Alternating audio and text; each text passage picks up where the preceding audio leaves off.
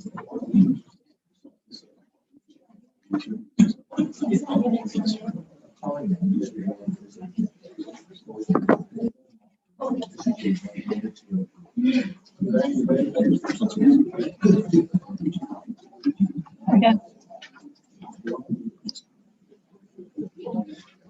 I'd like to call this meeting of the Ocean Highway and Port Authority for Wednesday, August 11th, 2021 at 6 p.m. to order.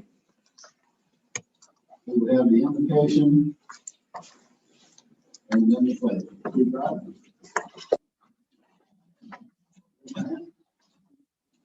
Dear Heavenly Father, watch over us as we do court business today. Please keep us in the thoughts as we try to make the best decisions we possibly can for the operation and well-being of our citizens we serve. Please watch over our servicemen and women out there taking care of us every day to fight on the front lines, to keep us safe at home, and keep us all safe and in your prayers and with them. In your Son's heavenly name we pray. Amen. Amen. Join me in the pledge of allegiance to the flag of our country. I pledge allegiance to the flag of the United States of America and to the republic for which it stands, one nation, under God, indivisible, with liberty and justice for all.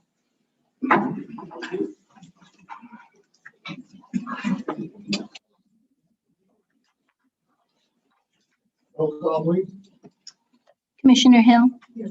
Commissioner Hanna. Here. Commissioner Franklin. Here. Vice Chairman Cole. Here. Chairman Fullwood. Present. We're Thank going to you. start off tonight with audience comments, and it looks like we've got several, and most of you are talking about the same thing. So let me. We'll start with Michael Spino. Mr. Chairman, I would defer to Mr. Ross and Kozak and Phil having that after they're done. All right. Let me also remind you, you have 3 minutes for public comment. Here is not. I'm going to take the same stand. I'm going to defer right now. And if All right. there's anything not covered, then I'd like to speak. Mr. Ross.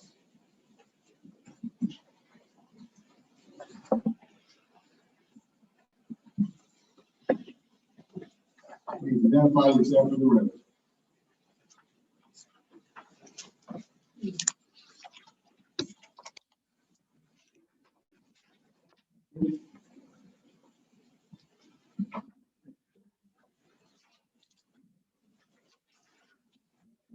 Thank you.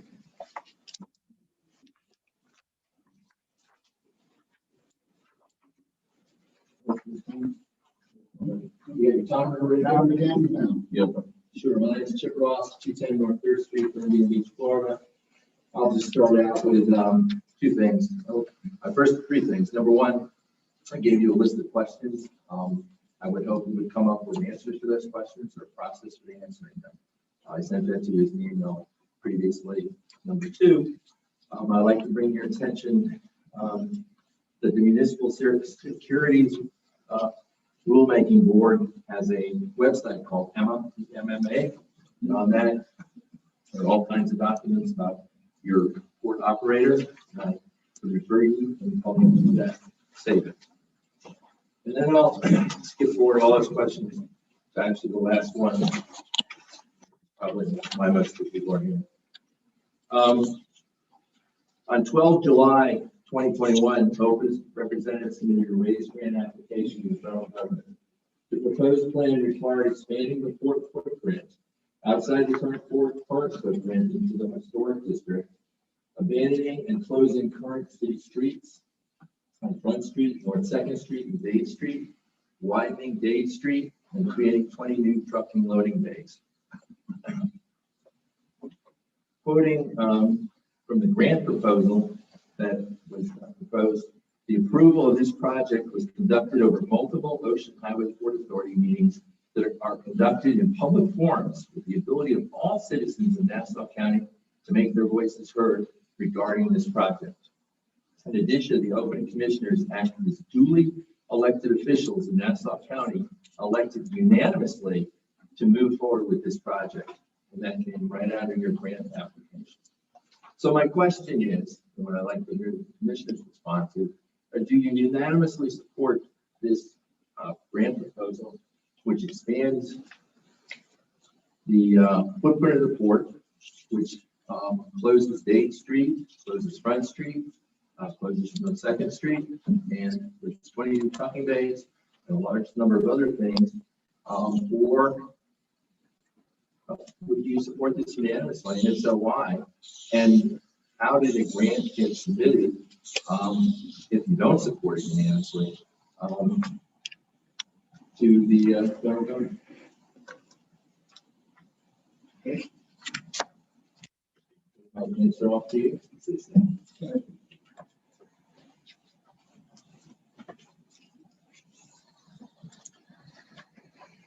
Are we responding to questions? We will, let's get into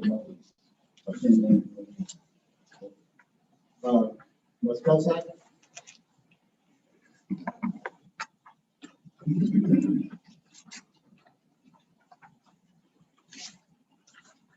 Thank you.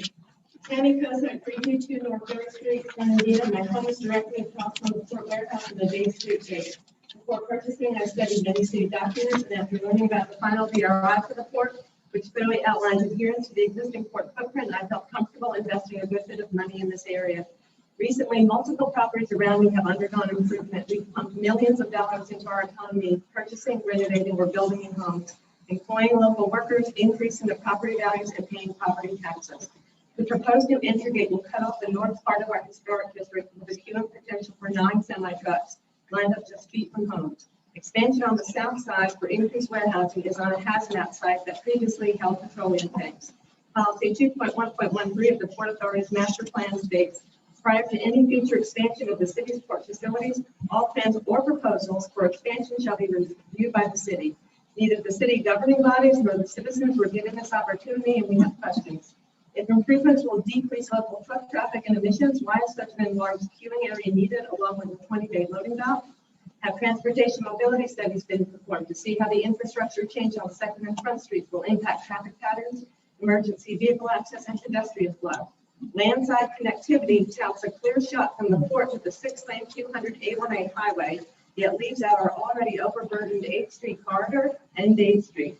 On the hazmat site near Broome, has an environmental study been done to see if this is a brownfield and if remediation of ground contamination is needed?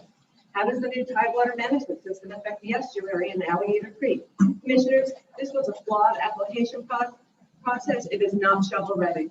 There were disingenuous statements and representations made to City Commission in order to get their letter of support. Following the location of the port, which is tucked into the historic district of tourism-driven Fernandina, a rural area, is patently false. One of the missions of the Port Authority is to seek grants to continue the safe and prudent operations of the port. Yet it is incumbent upon you to exert oversight to ensure grants are not sought with false assertions and vague data. Many people in this room represent a much larger group of concerned citizens of Fernandina and Nassau County. Neighbors, stand if you are in agreement with what I have said thus far. Commissioners, you've said you want a better relationship with the city of Fernandina. That's done through transparency and building trust. With continued revitalization of the area directly above the port, new residents moving in, and a newly elected commissioner for our district, this could be an ideal time for relational improvements. However, rather than a hand extended by the port as a handshake, we got a slap in the face.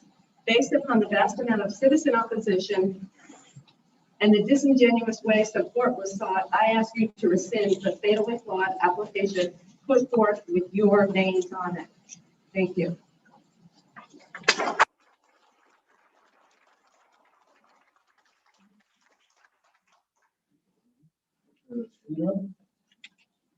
What she said, sir, please rescind your point made.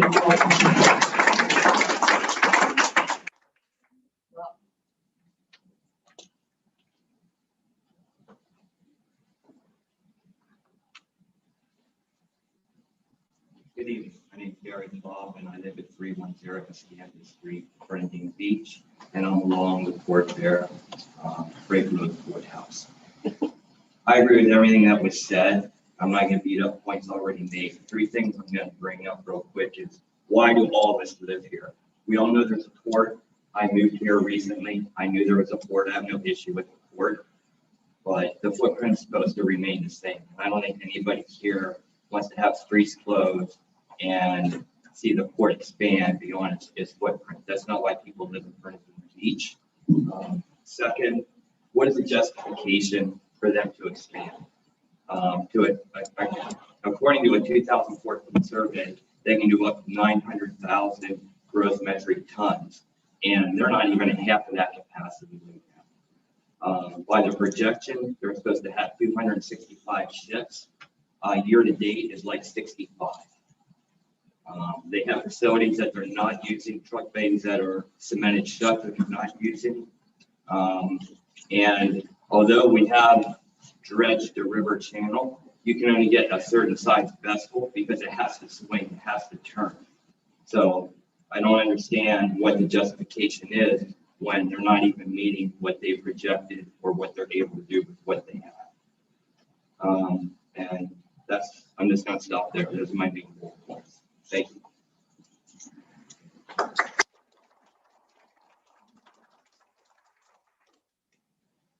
I would like to thank all of you very much for your comments.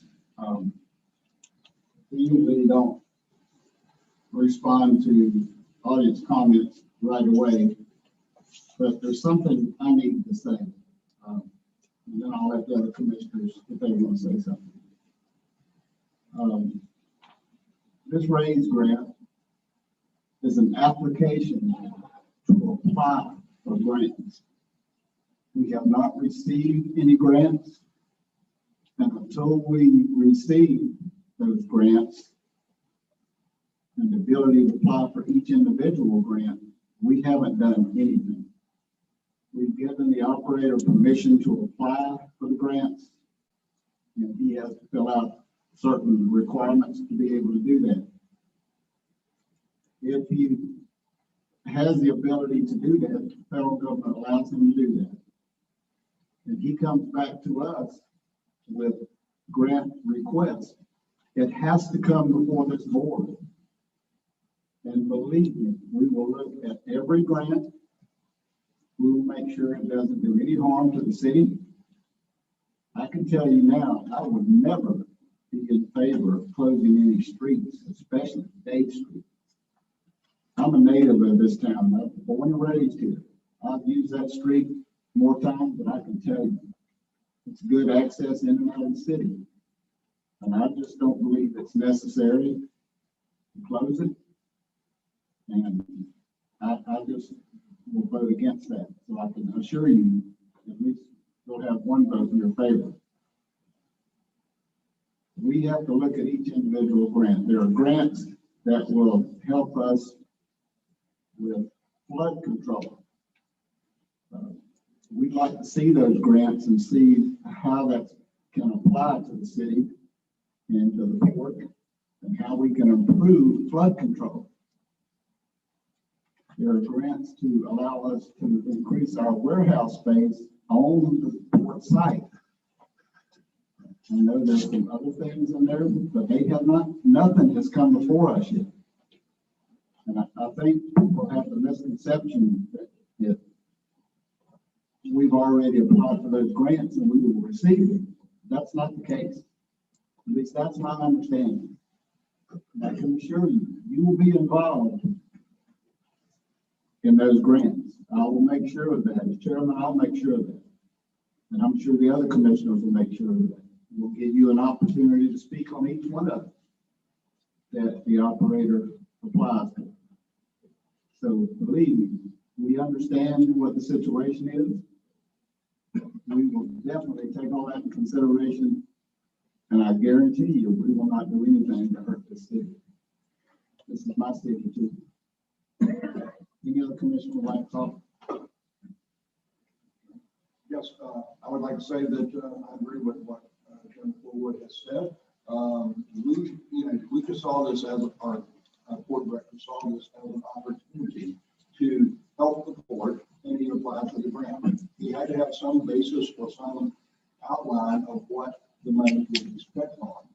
Again, it is not concrete. We won't, until we receive a grant, we won't have any due process with it until we figure out what we're going to get. So we're not going anywhere with this until we find out for sure. But to try to pull back the grant at this point is going to be detrimental to our port. And we need the opportunity to grow our port.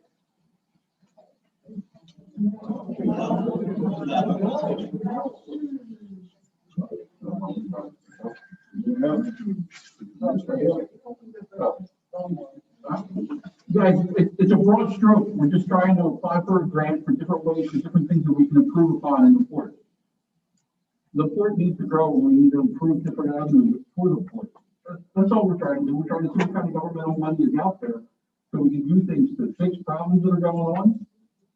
Help the operator do things. So If you read the damn thing, excuse me, you want to have a seat, I'll have you removed. And don't do that again. Actually, I have read it. And again, it's a broad stroke. No money's been given. Once the money's received, once we know what we can do, then we can apply for different ways to improve. That's some very big bullshit. Okay, I'm sorry you feel that way.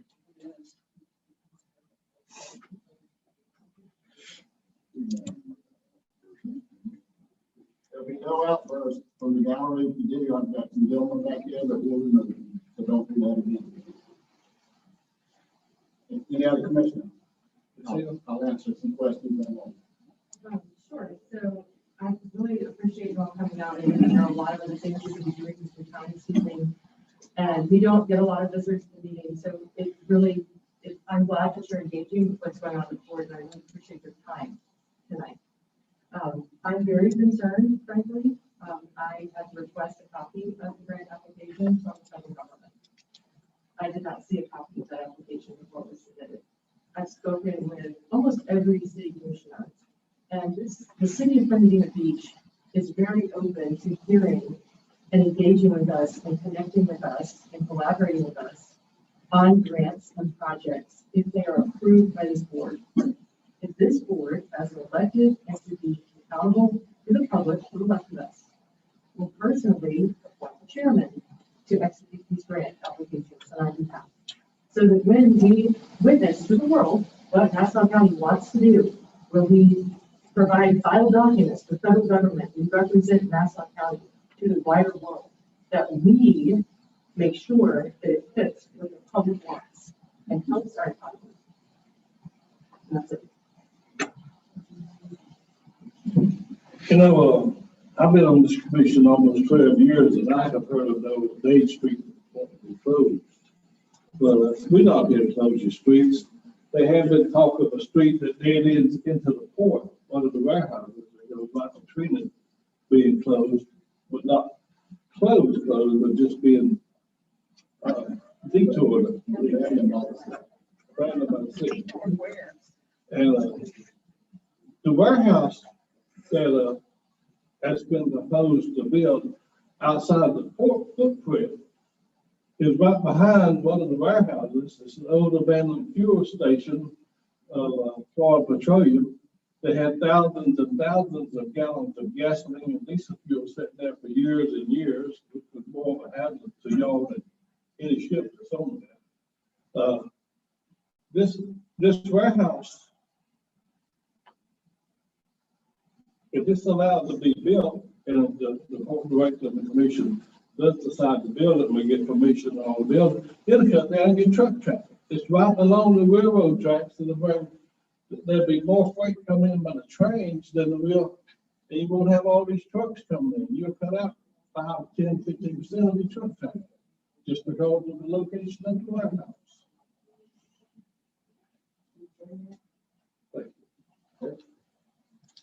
This is such a hot item. Don't usually do this, but I will allow you, if you have a question, to come up, identify yourself and ask your question, and we'll try to answer it for you. Come up, please. Thank you for hearing me again. Just two questions that I got after listening to you all. If this is what you say, Commissioner Cole,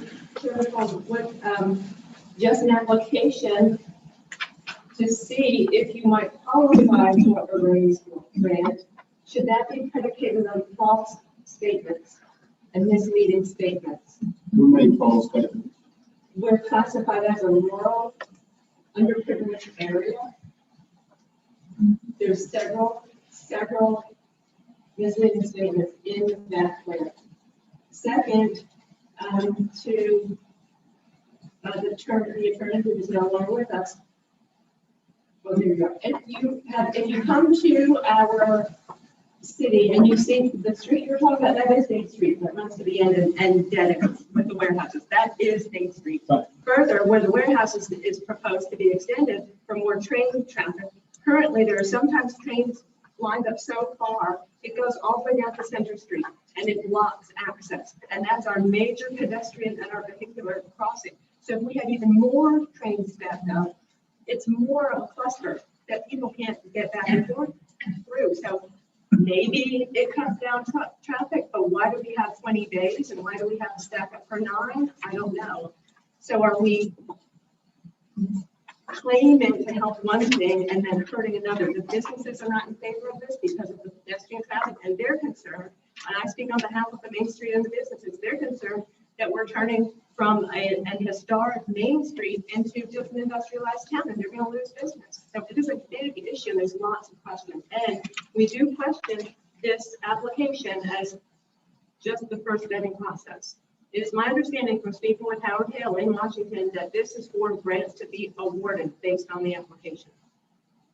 Thank you. Let me answer one question. The train traffic, you know, those tracks go all the way to the mill. Yes. And most of the traffic on those tracks go to that mill. Very few come to us. And they're put off on side rails. They're not on the same rail. Once they get there, they're put off on side rails.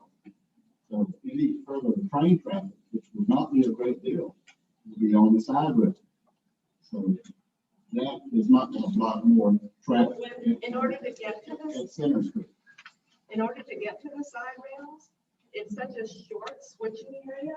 They have to go forward and then pull back and go forward and pull back. And it is a long process and it's a short area for a long process and it does take time. So any incremental increase in train cars there will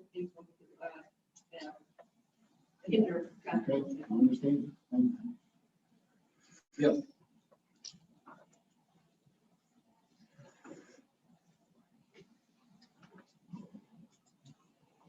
Hello, I just want some clarity on if this is an application for an application or if this is an application for grant money directly. It's an application to apply for the grants that will allow us to apply for. Okay, so then there's another step after this application. Correct. That's what I said. And that any of those grants, any singular grant will come before this commission to be approved. We'll have to sign off on it. Before money is awarded. Before any money is awarded. That's what I needed for clarity on, because once you get grant money, it's probably pretty hard to just give it back. Well, it isn't. Who would make the decision? How easy is what I'm saying? Once you have money in your hands, it's difficult to give it back. So who makes the decision to give the money back? Well, if it's not done in a certain length of time, we have time. If it's not done within a certain length of time, we take it back. But they're not, again, these are applications to apply for a grant. Okay, I guess, So, yeah, so we're trying to see what we can get, we're shaking the tree. right. Once they tell us, okay, well, you can apply for this one, this one, this one, this one. Again, it was a broad stroke. Then we'll go through each one individually, discuss amongst us, with you guys involved, it'll all be out there for you, and figure out which ones are best for the area and for the board. Again, there's no money to be exchanged in any way. We're just trying to apply this to. I guess we just got conflicting information because I was under the impression, like Tammy was direct information from them that this application was for the grant, not an application No.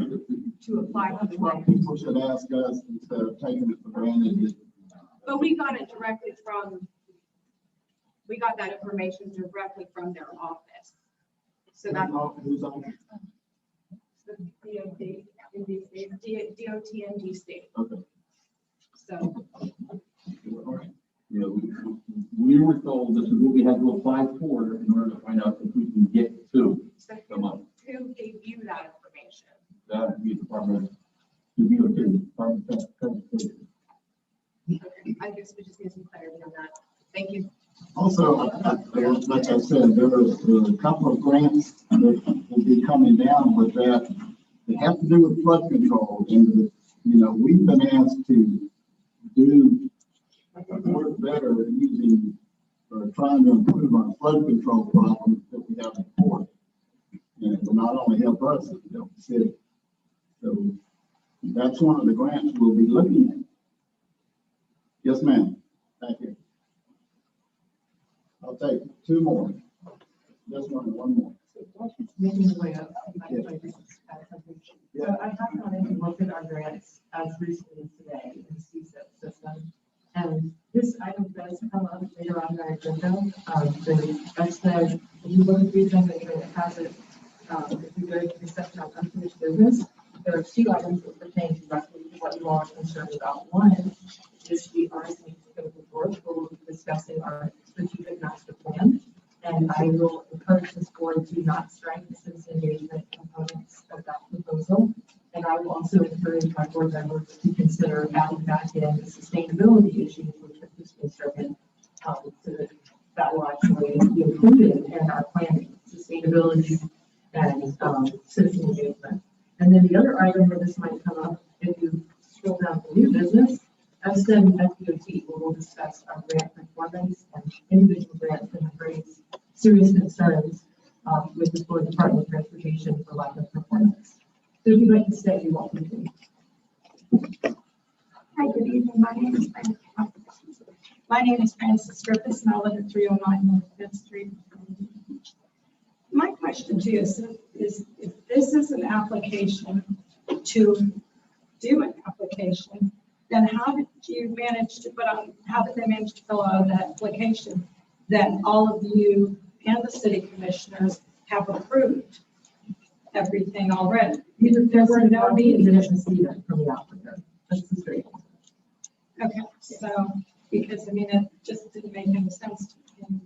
I'm just worried about whether you're going to manage to do it because I've lived in the same place for 45 years. And I remember a meeting that I had with all of you about 15 years ago when you told me that no trucks would line up on Dade Street. They would not be there overnight. And, you know, go out at 2 in the morning. They're there. 5, they're there. And yet you all assured everyone, I can remember the meeting incredibly well in the city commission chambers. And you made us that promise. So I'm wondering what conflicts the value of the promises. Well, I don't think any of us were on board at that time. We will certainly look at that and see if we can come up with a better what's going on. One more, Mr. Ross. One more.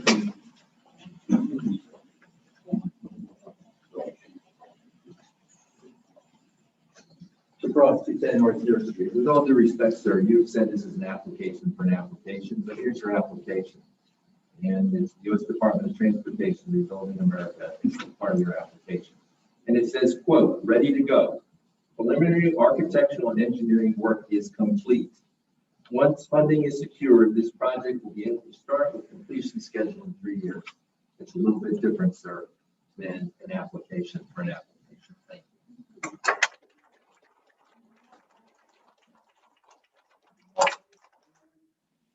Just direct a quick answer, Mr. Chairman, on that technical issue. Mr. Ross is incorrect. This is an application for grants. Any grant awards are made on a conditional basis, and there's up to 1 year to negotiate grant agreements between the Port Authority and the federal government based on specific projects, as you correctly indicated. So this is just an application, and any grant, you don't just get a check in the mail.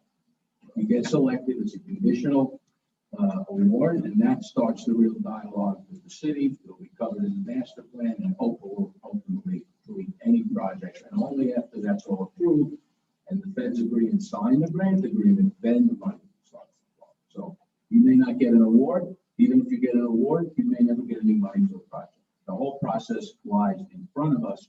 Nothing's been done other than a creative application based on conceptual plans, period. Okay, I'm gonna cut off any comments now. You may stick around if you like, and after the meeting, we'll answer any other questions you might have, individual commissioners, but if you'd like to come back another time, we don't have these grants yet. And so when we get them, we can't comment what we're doing, what we won't do. All we'll do is look at them. We'll let you help us decide whether they're needed or not. I know that some people are shaking their head. You don't know. You don't want flood control. I can't believe that, because that's not what I've been hearing lately. All right, so we'll move on. Thank you for coming. You're welcome to stay around if you like. I'm going to take a quick 5-minute break. If any of you like to move, you may do so, or you can stick around.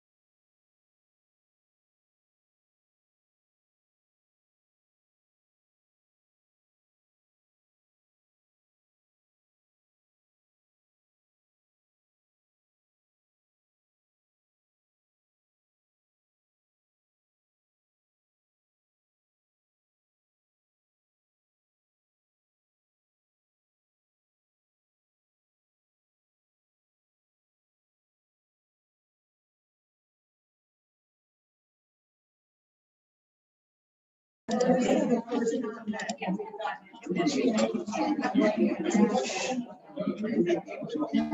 have to do the application or application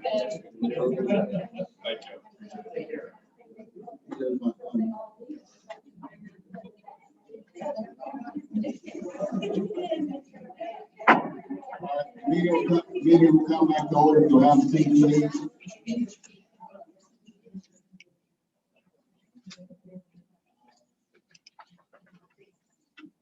Next item on the agenda is approval of minutes.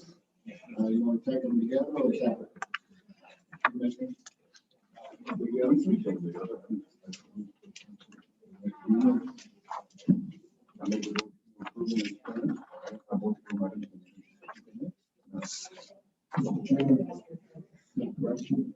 Yes. Well, let me, motion been made and seconded to approve the minutes. Any discussion?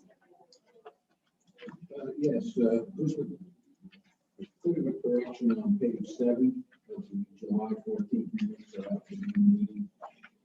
There's a dialogue there about the Commissioner Bill asking about the Lombard employees. This was on the 14th. She has been a long-time employee of the board, and she values her privacy. And she's asked that her name be removed from the minutes, and actually, she is not the grant administrator. I am. As you see later in that paragraph, I confirm that I certify the reports that we filed from that end, not Ms. Bogey. We introduced her at the time we were discussing the grant agreement, because she processes and puts the paperwork together for my review and my signature on the FDOT grants, and that she's done federal grants in years past.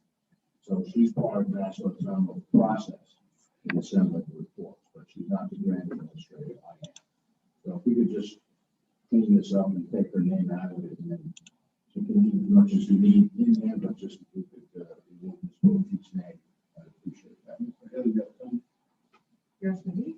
Maybe you should be asking Albert. I mean, if it's a factual correction, it's fine to remove her name, but for privacy purposes or something like that, that's not appropriate. But if it's a factual correction, the minutes could be changed to reflect the correct factual information. I'm just going on what he says. I can't verify that. I have no idea, but it would be the same as if you got the wrong date or the wrong address. If the name's wrong, you can fix it for that reason alone. Yeah, it's a factual correction. She's not the grant administrator. Well, we can remove part of that grant administrator. I don't know if we can remove her name. Well, her name is stated in connection with her being grant administrator, so that's factually correct. That's it. If that's the reference is that Mr. T is the grant administrator and that's incorrect and it needs to be corrected, then it would just be corrected. I thought the minutes were supposed to reflect what was discussed in the meeting. But I think the point, it'd be like if you discussed #1 Happy Street and that's the incorrect address, the minutes would need to reflect the correct address if that's what you meant. So you can object that they're your minutes, so you can object. I'll give reasons. So Ms. Bogey came to our meeting on September 23rd, I believe. We had a special meeting and our Attorney Jeff Randall advised the board that he was not qualified to serve as our grant administrator. At that time, Ms. Bogey came forward, introduced herself to the board, gave us her full name, her background, her resume, and said she was going to be our grant administrator. I know because I've reviewed those minutes recently. And this board said, okay, against Jeff's advice. Right. So she has volunteered for public service to this board as our grant administrator. She never said that. That's incorrect. She's not the grant administrator. Okay. Maybe we made some mistake in those minutes. She said she would be working on putting together the reports for myself. Excuse me. You don't have the floor right now. Okay. So I object to the privacy plan because she volunteered for this role. And at the last meeting, Mr. Noguchi, who does certify many documents on behalf of this board in fiduciary capacity, said that she was the grant administrator and that she makes reports to him and that he certifies on behalf. And I think changing the minutes to make a correction for something that he's now realized is improper is completely inappropriate. You got a comment in the box? We're in the city. We don't need to change this. said, that's what was in the minutes, that's what should be.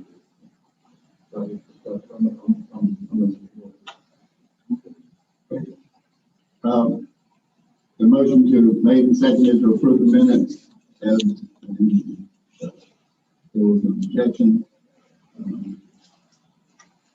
No further comments. All in favor of approving the minutes as written, signify by saying aye. All opposed, no. Motion carries. No consent items. Court accountant report, court accountant is sick tonight, he's not here. You've got the report in front of you. Are there any questions about it?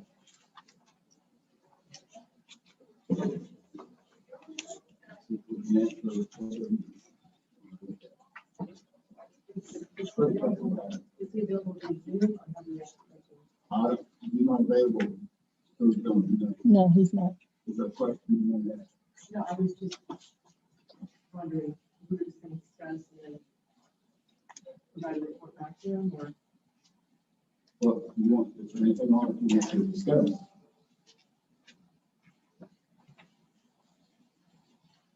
So is this the part where we're going to discuss your budget? No.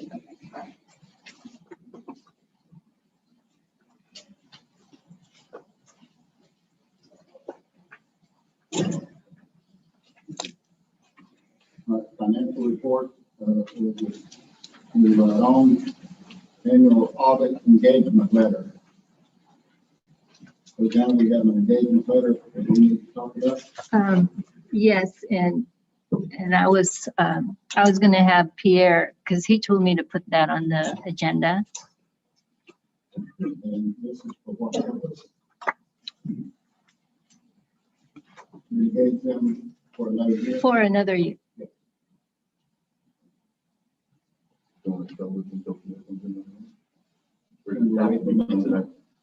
Yeah. Yeah, let's hold that for next.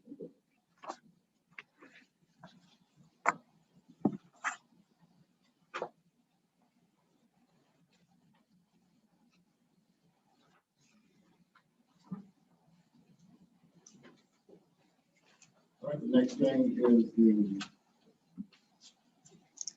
budget 21-22. Let me say something first about the budget. As most of you know, we've received a COVID grant. We'll call it a COVID grant. That's not what they determined.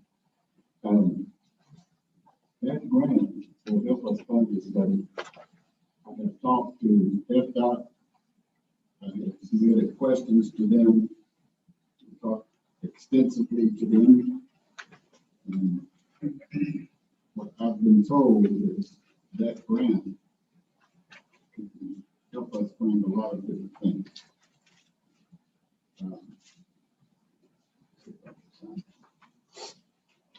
The questions that I ask can or cannot be used for things such as salaries, special district fees, membership dues, that there's Far Ports Council and FSTED, Economic Development, TPO dues, Chamber of Commerce, and also the CSX right away. And what I was told that membership, subscriptions, and professional activity costs of the non-federal entity membership in business, technical, and professional organizations are available.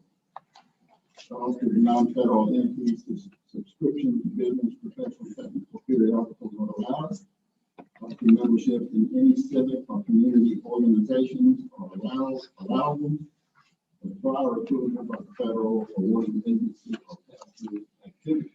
Cost of memberships in any country club, social or dining club or organization are unallowed. Cost of memberships in other organizations, lobbying for lobbying purposes are unallowed. Those are just some of the things he told me.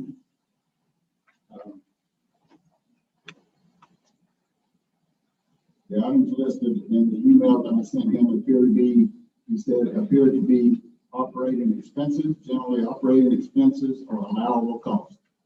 Not allowable costs to be listed in the forthcoming grant agreement, federal grant program requirements, and federal uniform grant guidance. Certain unallowable costs are explicitly listed and described. And some membership costs are allowable. I would suggest that within the next month, we will know more about exactly what we can use this money for. I would suggest we wait until we get that information before we approve the budget, before we go any further with the budget. As we talked in our budget workshop to reduce a lot of fees and other things. I suggest that we wait before doing that, because we may be able to even our master plan. We may not have to take all those things. You don't want to do that. I don't want to do that. We don't talk to them about that tonight. So I think we should wait at least until next month, until we can get more information and find out exactly what we can do. Patrick, you have a comment? No, this is on the agenda later, and we have a resolution that DOT requires. So, right. We had to put that together pretty last minute to make it in time for this meeting, but the item is on the agenda, so we can talk about that then. All right, very good. Budget, I had something to add. I did reach out to Mike Rubin, who watched our budget meeting live, and he said that he is going to support a 25% reduction across the board in all Board of Works Council fees for all works. That's what he's going out with this board meeting. He also said that several other smaller boards that have requested to pay their Board of Works Council fees as available. So as the funding is available, we pay our dues throughout the year instead of one lump sum. He said that he will elevate that to the board, and that several of his boards are so fiscally constrained they're not able to accommodate it. And especially with the recent surge, he said he would happily carry the written request and ask for that so that we wouldn't have to incur the cost. Well, Mike has still got that. Well, Mike Rubin said he offers to take that written proposal if we wanted to save without the cost. There's other things that will come up that I need to be privy to, and I feel like it's a great opportunity to be there to represent the board and to network with other people. One of the things we discussed in the budget meeting was whether or not the Board of Works Council is beneficial to this board. I'm glad that you say that just now, because I believe that the member is very beneficial to this board. And I did not support Oprah's withdrawal from the Board of Works Council, especially in light of our allocation for $70,000.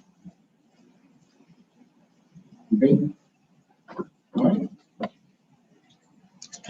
And do you want to wait till next month to talk about the budget, or you want to do a workshop in between? I think we should wait till we get the information we need first. I would like to have a workshop. If we're not having any further discussions tonight, I continue to request that we lower our salaries this evening as part of our budget considerations for next year, and to make the same case that I continue to make, which is that we shouldn't adopt the budget with deficit funding. Now, the $70,000 that may change our budget plans, that is one thing, but that's a one-time grant. That's not the operations of the court. And if we have an opportunity that pays us a certain amount of money, we should be funding our salaries out of ongoing proceeds and revenues of the court on a sustainable basis, not deficit funding, or using one-time payments to fund our salaries. But I keep saying that. I know you're probably as tired of hearing it as I am tired of saying it. But I'll say it again, and I'm done. Okay. Any other considerations about a workshop, or do you want to wait till next meeting? We'll get the information. Could we do a workshop, like, say, 3 weeks? Do you think we have information that we can talk about it? No, you know, So we schedule something, and then if not, cancel? we could do that. You know what I'm saying? So we That's what I'm going to do. That's a good idea. You know what I'm saying? Like push it 3 weeks so we give some time for the joint apples up. And if we don't have the information, we wait till another meeting. But at least it gives us a window to discuss freely what's going on with the funding. Okay. How about if the resolution passes tonight, I will talk to Mr. Ryan at DOT tomorrow. Okay. And get a sense from him of what the timeline is, what other hoops and hurdles we need to jump over and through, and then I can advise the board on whether it's imminent or whether waiting a month is not going to hurt. Okay. And then if we need to go ahead and do it, then try to workshop and do some dates. Okay. Absolutely. Chairman Fulwood, Yes. may I remind the board that we need to approve the budget September, Yeah. Sorry. in September. Yeah. September 8th. Right. So we're trying to have a workshop before then, is what we're gonna do. Yeah. We're gonna find out about the funding. Yeah, of course, yes, yes. Okay. I would like them to work out too, just because you're working. Yeah. Yeah. All right. We'll plan on it. And I'll let you know today. Okay. Patrick gets back with that. Okay. Moving on. Board attorney report. You're up. Thank you, Chairman. There's only one thing on the agenda, but I've also included a draft agreement with the city of Fernandina Beach regarding the sewer line. I think Rosanna got that to everybody. It's not quite final. We've provided some comments back to the city attorney regarding some indemnification language. I have not heard back from her. She said the project is slated to begin in September. So I wanted you all to be able to approve the memorandum of understanding tonight, but the language isn't final. And I don't know exactly when in September they're going to start, whether it's before or after our board meeting. So I'll continue to update her.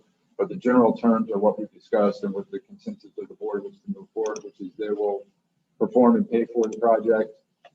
We will retain an engineer to inspect and certify the work. And then we will, and by we, I mean OHPA, will assume responsibility and liability going forward and acknowledge the abandonment of the right of way. So none of those terms have changed. Just some indemnity language we want to fine tune. So I will keep you updated on that. But I think we're close to the finish line.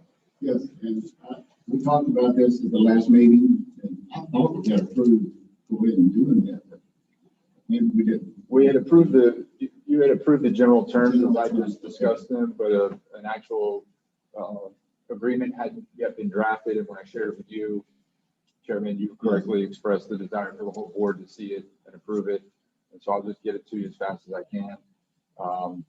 It may be if the work is slated to begin September 1, then maybe it's something we need to include on a special workshop agenda so you can approve it, but I'm pushing it and I'll keep everybody updated on that. The tax exemption status is kind of still in flux. Chairman Fuller and I met with the property appraiser's office and discussed, and they were going to come out to the port, and you were going to handle that, Chairman, so I defer to you on where that is. They haven't given me a date when they get all their people together to do that when they do arrangements to get them up there to the property. Okay. And related to that, the ongoing litigation with the city of Fernandina Beach, we were scheduled to have a hearing on OHPA's motion to dismiss in September, but they understand things that we've been dealing with and also some factors that play into the tax exempt status. So we have collectively, the city of Fernandina Beach and myself on your behalf, have agreed to delay that hearing on the motion to dismiss, in fact, until early next year, to give us all some time to work this out, to see if we can come to an agreement and an understanding collectively. They know that we've been sidetracked by some other obligations over the last 3 weeks. And so we just kind of collectively bought ourselves some time and pushed that off a little bit to deal with it when we have more information. Is it advantageous to us to do that? I think so, yes, sir. Yeah. Otherwise, I wouldn't have done it. Anybody got a problem with that discussion? Any discussion about it? All right. Okay. The only other thing which you all have I've been doing my best to keep you apprised of is, the developments in the public records lawsuit, which are a daily development. Today, Judge Fahlgren recused and disqualified himself from the case based on the motion filed by Nassau Terminals, so the case will be reassigned. I don't think it has a whole lot of import on OHPA. There are a couple of outstanding issues we need to deal with. administratively and regarding Judge Baldwin's original order, and we'll do that. But again, Nassau Terminals filed a motion, and based on the law, the judge, he essentially has to recuse himself. There's really no wiggle room, and so he's done so, and it will be reassigned to one of the other circuit judges here in Nassau County. Now, another ruling with the first part of that, you ruled that we were entitled to attorney fees and court costs. Yes, and we have a call scheduled with the attorney for Nassau Terminals on Friday afternoon to discuss that. Okay. So we're handling that as well. That's all. Okay. Yeah, unless there's any questions. Any questions? All right. Thank you for your work. Thank you. Yes, absolutely. You're doing a great job.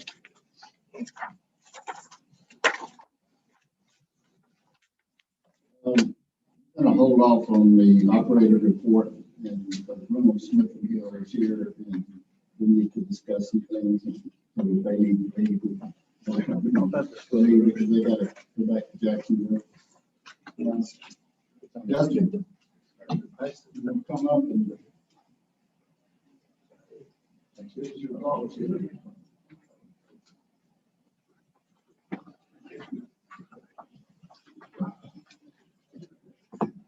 Good evening. Put your microphone up closer so we got it. Okay. Yeah. Okay, so what we did, I'm sorry, Justin Gold with RSMH. We were here the last couple of meetings, been developing the scope of work with you for the strategic master plan for the board. The last meeting last month, we talked about what we provided was a little outside the budget, so we've gone back and basically stricken some items based on our discussions. We thought that we might have to see taken out to get the cost down within the budget we have. So that's what we provided here. I can get through it if you want, line by line, or if you guys would be just want to discuss. Let me know. Justin, you've heard our discussion about the grant that we're going to receive. And we think that we're available, or it's possible that we could keep that like we plan to do it. I think those things that you're taking out are important. I really do. Because some of them involve the community, and we want to get the community involved in this as much as possible. So I think we're going to wait until we figure out and make sure that we can use some of that to fund it with. So we'll talk about it at another time. Because we hope we can fund it fully to be able to get those things added back in. But we appreciate you working with us. The cost is within range now, but a lot of those things taken out, I'm just not comfortable with. I'd really like to see them in there. Understood. We would too, and I Commissioner Hill mentioned the public workshop and the resiliency Yes. things going on the board. Yes. Requirements, so Right. that's why we take it out to try to help get that down. If there's additional funding available, we agree that this is a very important piece of it. Yes, and like we've always said, we want the community involved as much as possible. It didn't happen the last time we did our master plan. It was a problem, so we want to make sure we have those community involvement sessions and workshops. That's really, Okay? Yes. Go ahead. Thank you for coming out and sitting through the comment period, and thank you for waiting. Appreciate that. Yes. And for redlining the document, I always like seeing the changes in advance. I really appreciate that. I echo what Chairman Foley was saying about public comment sustainability. But if I may, one of the other pieces that I heard earlier from our community and that I've discussed with West Drive is that the existing footprint of the port has a good capacity and could be better optimized. And so to look at projects which optimize, I think there was some language in there that might have been stricken that discussed that. And I know that oftentimes grant money and this acquisition, the way that grant money is structured, it's geared for hard physical assets and infrastructure. And so you, there's a less of a local match. Those are the funds that are easier to get. But at the same time, what can we be doing within our existing footprint? Maybe it is improvements with physical assets in there, but without exploring so much expansion horizontally, minimizing impacts of community. Yeah, absolutely. That's something we can look at on how to densify or maintain the space that you have. Again, it'll be an iterative process with everyone here involved, and that's the direction we're told to get us. Any other questions for Justin? Thank you. Thank you, Justin. Sorry we kept it for so long, and thank you for sitting there and listening. Not a problem. Happy to be here. We'll be back in touch. Yes, sir. Okay, man. Shortly. Thank you.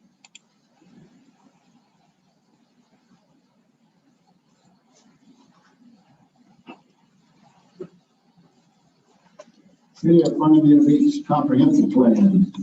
Commissioner Hill, you want to talk about that? I know we got the previous plan that they will present to the city. Is that correct? Yes, and the planning advisory board meeting was this evening at 5. Tried to catch part of it, but I didn't get the outcome of the meeting. If this was the draft, that was presented for approval by the community, and then it's sent to be presentation to the city. And I think they're going to leave that meeting because I don't have that in my notes.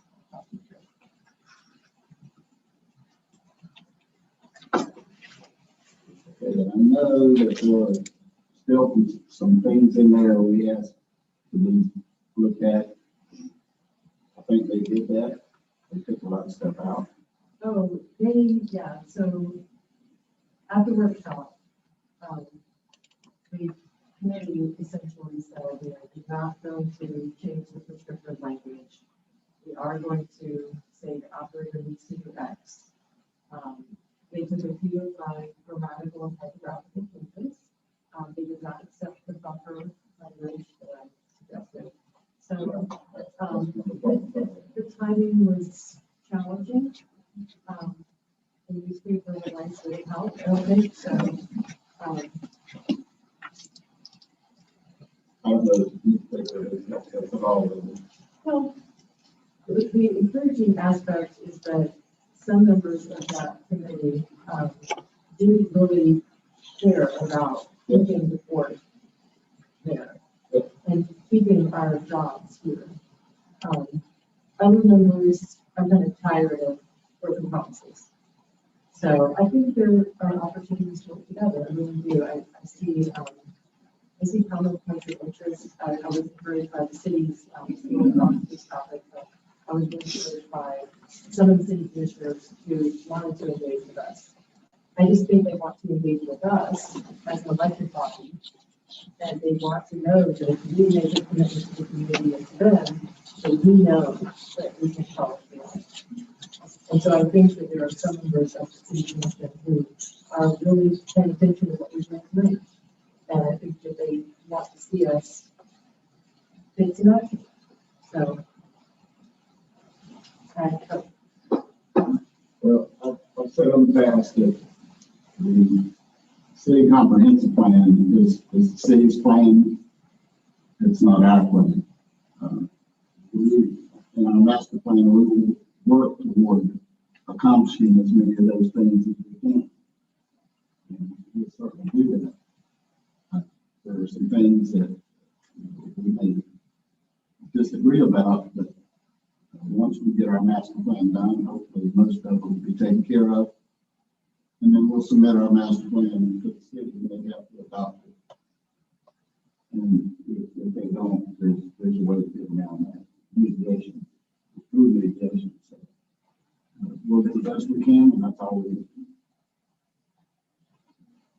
Okay? Any other comments about the comp? Customs House. That's something you want to talk about? Well, unless you just make comments about it, we'll do that in the comments. no, we did have some attachments with notes on us, the budget for the customs house. Is that what we were discussing with the upgrades? the repairs. That's something we'll talk about with the court operator. All right, and yours is, I mean, court director. Yes, so I've put that on the agenda, but I'll just refer to you. Okay. Court tab. So I did do this research. You guys are giving me tons of jobs. So I did do some research on our tariff, and I provided those documents to Patrick, and I provided him the government regulations.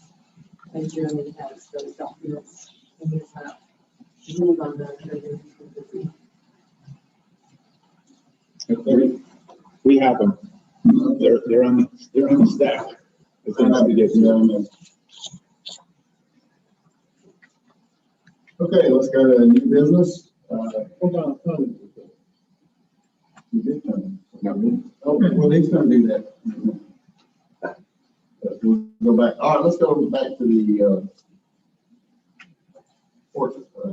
accounting report, and some other stuff. So, you're up.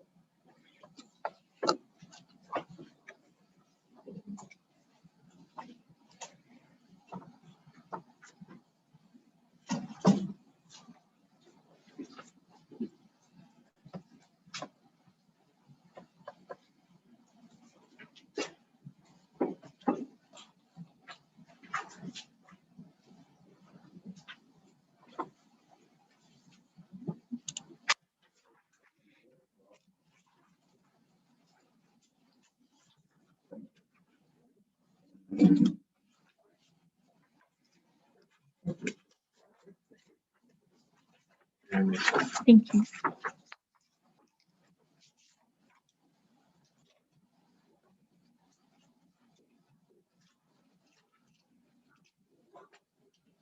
Thank you, Mr. Chairman. Good evening.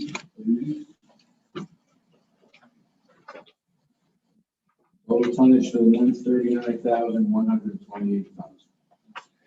So we have two very strong months in a row. Over the last 2 months, averaging about 43,000 metric tons per month. We have opened up a 65,000 metric ton variance on the positive side with where we were year to date at this point.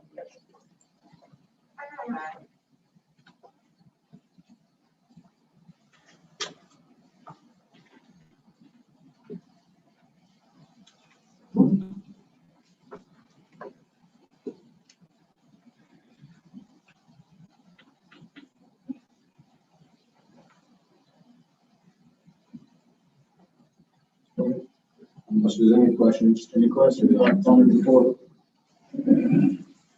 Sorry, on the rental port calls, what, how many of the port calls would be just non-cargo related? How many vessel calls do you have that are the new additional lines of business that were started during COVID? Your term, new additional lines of business, I don't know. I'm just referring to the information here in the report. Yeah, that's some accounting with that's not. I'm not going to discuss that. These are the vessel calls, most of them multi-day vessel calls, and so that's the process. So we don't know what percentage of these vessel calls are actually cargo ships that are moving materials through the port versus just the ship that's sitting there docking. We don't know what percentage of that business we have. Yeah, you know. But we don't know. You've never asked before. So I don't have that information at my fingertips. Okay, so you can like ballpark it. No, I'm not going to ballpark it.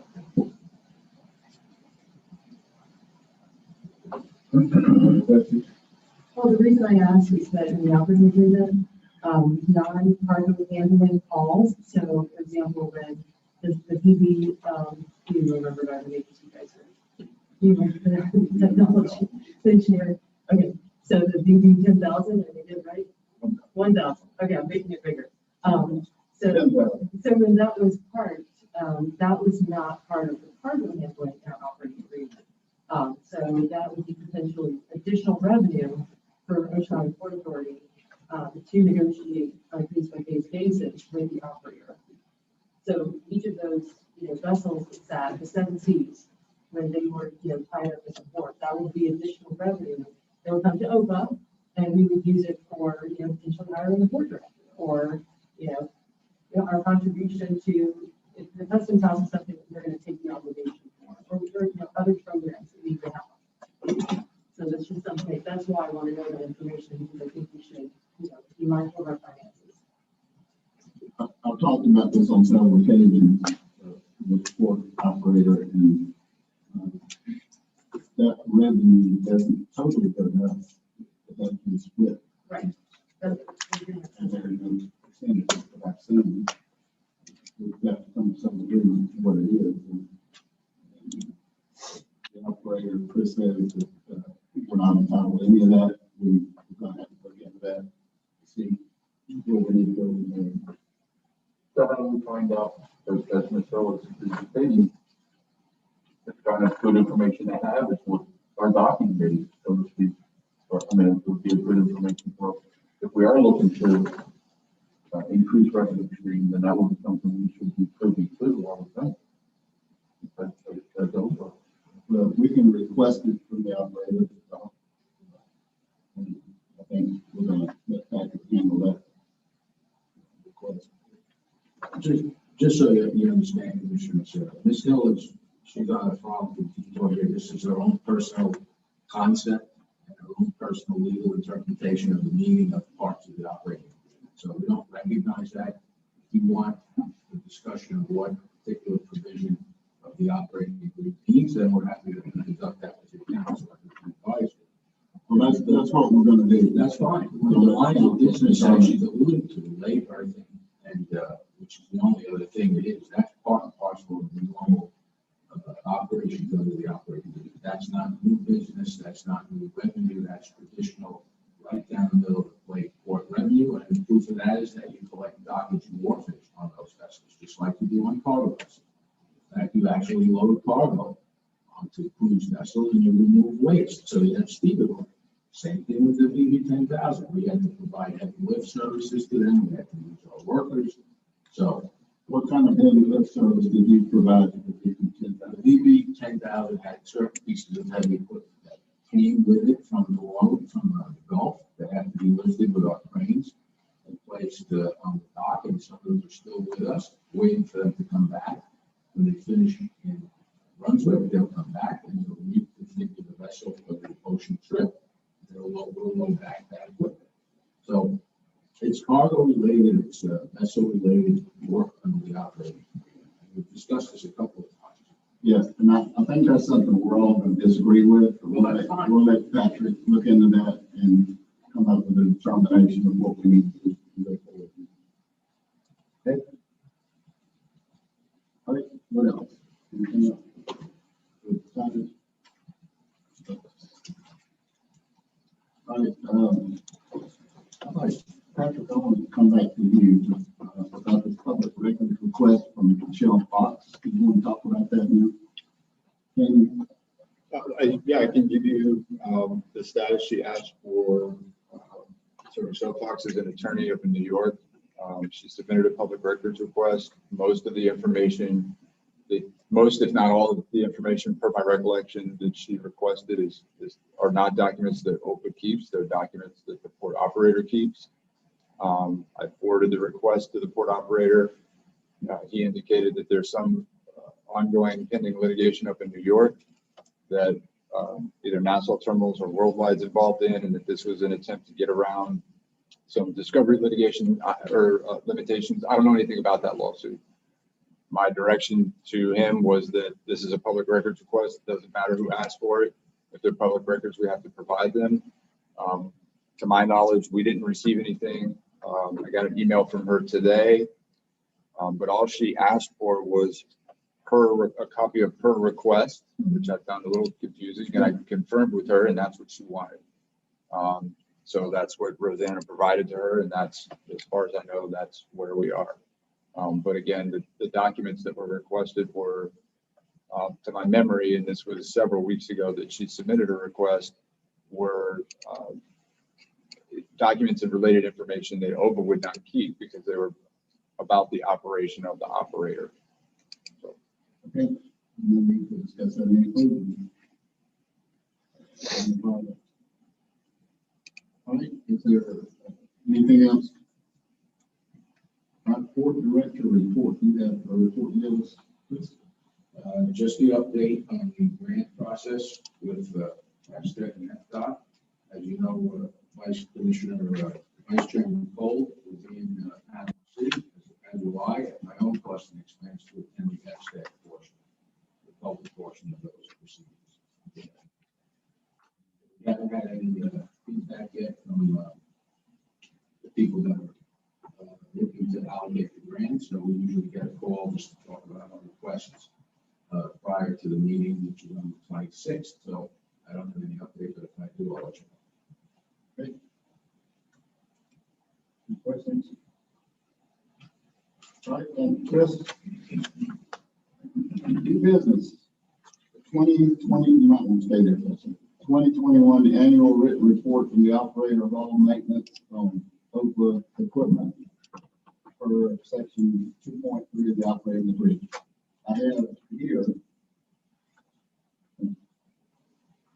a very large, heavy packet of all the maintenance inspections that have been done since you've been there. Maintenance records. Yes, maintenance. You all have a copy of the transmittal email that explains what's in it. And this is the public record. If anybody wants to look at that, let it provide it for them. Does it include a report? My understanding is the operating agreement requires the records, not a report. I'll have to look at it. We were asked to provide the maintenance record, so we provided that. Yeah, the section 3.3 says that the operator provided a written report of all maintenance on the equipment. We So can it's put something together. And the records contain facilities, labor, claims, For training, fire systems, scales. That's it. yeah, all equipment, as the letter says, all facilities, equipment, machinery, that is OHPA's is covered in those files. Do you have anything to share with the board tonight regarding the context, regarding the equipment? The contents Yeah. of the file? Yes, we follow our obligations to maintain the equipment in the facilities 100%. We have to keep the facility in working condition. All of the equipment, albeit some of it is older than 30 years and it's suffering from the usual wear and tear, but it's all in good working condition. We spend millions of dollars on maintenance, purchasing services from third-party vendors, purchasing parts, materials, supplies. And what's not included in that file, which would be included in a report, would be also thousands of man hours for our 6-man team of mechanics and electricians that actually performs a lot of the work that they can perform themselves. We buy the parts, we buy the supplies, but we do the vast majority of that ourselves, which is actually not reflected. So those are the outside costs that were expended and what they were for, that goes to the maintenance and repair of the equipment. So you have staff, certified people that do this, so you have. Yeah, we have very experienced, we have 6 of our employees are highly experienced work mechanics, 1 of them is an electrician that works on the facility that's needed. And the mechanics, most of them have been with us for 15 to 20 years, so they've worked on this equipment. They know it very, very well, so they do an excellent job. So do you see most of the physical assets as being, functioning, sustainable, or do you look at your, all the open equipment and think that it's mostly needing to be replaced? Like, where do we stand in terms of, maintenance on the equipment? Are we needing to replace a lot of equipment? Yes, it's a mixed answer. So the only real piece of cargo handling equipment OHPA has is the lead air crane. Now, the lead air crane is 13 years old. and it was purchased in good condition, but as a used crane, it was purchased as is without the warranty. It's the only way you can do it. We find ourselves spending quite a bit of money to repair the repair, to keep it maintained. It's sometimes goes out of service, and then we have to, intensively get it back in service. But overall, the crane is in great working shape, and we have to spend whatever it takes to keep it that way, because we use the crane, we use it today on the vessel. The buildings, so what else is under this maintenance mandate? Mostly the buildings and systems associated with the warehouse building, roofs, fire suppression systems, loading docks, things like that. The customs office is not included. No, traditionally, the customs office has never been considered part of the port operating. I think Chairman Fullwood had a novel idea that maybe we could change that, but just traditionally, it hadn't been. So we've gotten involved in terms of the repair work on the customs house to bring it back up to code. We've already expended close to $10,000. We're not going to be seeking reimbursement from OHPA. We were asked by Chairman Fullwood to take that on. We just take that on. We haven't argued about what it should be. We probably have about another 10,000 to go before it's completely. That's what starts. Yes. Oh, a lot of it's done. We're still waiting on certain things, but we got a report back from one of those mysterious window inspectors. And they presented a proposal for rebuilding the wood sash windows. But we've established that other windows in that building are not original. So it's less expensive to replace the windows with similarly manufactured windows. So I think we have a green light to go forward, but we don't have the sign off from the city yet. Yeah, and I think Dr. Ross followed up immediately after the last meeting and emailed that I didn't even have to do anything. So he actually did that himself. Yeah, so I was supposed to be the one to follow up on that, but I think that's a good partnership to that, Bill. Well, I mean, it's pretty good when you go to the class, but thank you for doing that and for doing the whole thing. Okay. Thanks, sir.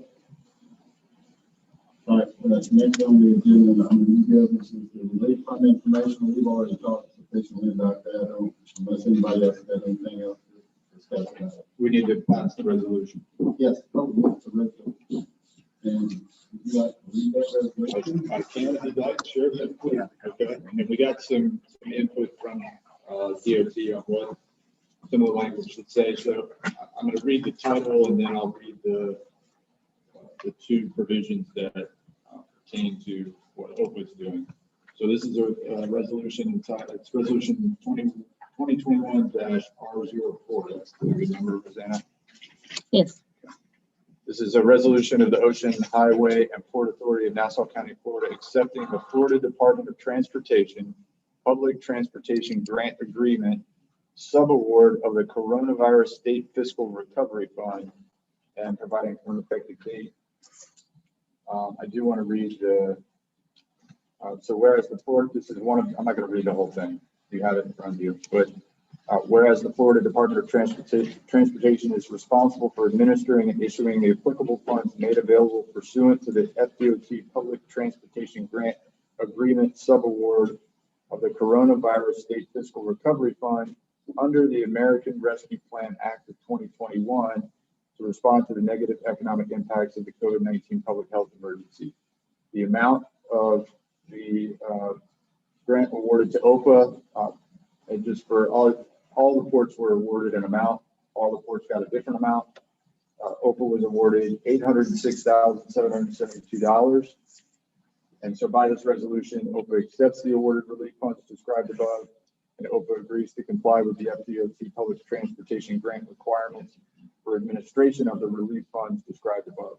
So one of the requirements, we've had to process and sign some documents, but required is that this board pass a resolution saying they want the grant and that they will comply with the grant. So that's what this is for. I'll make a motion. Yes. To adopt the grant agreement, the resolution number 2021. I'll second that motion. Motion been made and seconded to adopt resolution 2021-R04. Any further discussion? All in favor, say aye. Aye. All opposed, no. Motion carried. Very good, Zach. I'll let let you know what he says tomorrow. Thank you. Thank you so much, Douglas. Thank you. Good job. All right, the operating agreement, who's got that on the agenda? Sure, so, I included this item, because each time that we come up with, requests from the operator, run operating agreements, that we've had multiple agreements.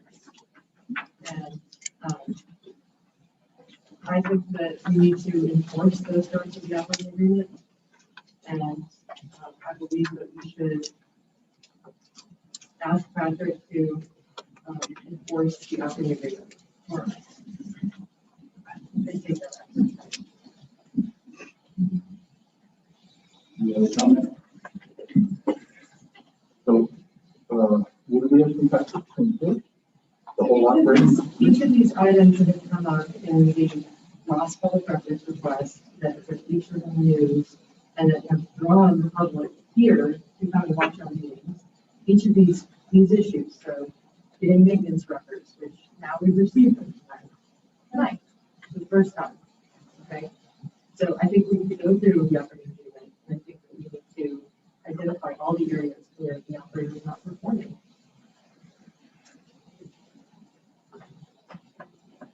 Patrick and I have discussed this, and we're gonna look at the operating agreement and see what in it we need to see what you're talking about. I'm not sure you need any kind of motion to do that, for you to do that, but I don't think we do. I'm just asking you to do it for us. And come up with a list of things that the operator may be in violation of, that you think is in violation of. And then we'll address that at the next meeting. Or whenever. Okay? Okay? Very good. Just for the record, Mr. Chairman, I have to just object to the characterization of non-conforming under the operating agreement. Our view is that we're 100% compliant with the fees, we provide the services, we take care of the facilities. If there's some document requests that Open hadn't asked for, like the maintenance agreement, they asked for, happy to provide. So we'll look at things that maybe were from a reporting point of view, that need to be addressed, but there is no issue of non-performance. Okay, well, that's what Patrick's gonna look at. That's fine. We'll go with his recommendation and see where it goes. Okay? All right, the next item is the bonding agent presentation. I had asked the bonding agent to come tonight and give us a presentation on our bonding documents and where we stand with those and what we need to do if someone asks for us to do a bonding agreement with them as a conduit agent. She could not be here tonight. She lives in St. Petersburg. And she could not be here tonight, but she will be at the next meeting. So we'll get that done. I can also tell you that there has been some inquiry, very serious inquiry about being a conduit for a bond that someone needs. So as soon as we get that information and get it to those people, we may have some details coming in. So just be patient. And we'll go from there. I got a handle on it and we'll go. All right. Pretty quick, FDOT. I do. Okay, no, sure. So I spoke with Mike Rubin and several of the guys at FDOT about our grants, and I think I've briefly worked with a couple times. But the document that was in, you know, pretty much Greg Stevens captured the so it's page 75 of the document. We have a grant that expires in December, and this grant, I pulled it up, and it was actually applied for by Josh Webb back in 2015.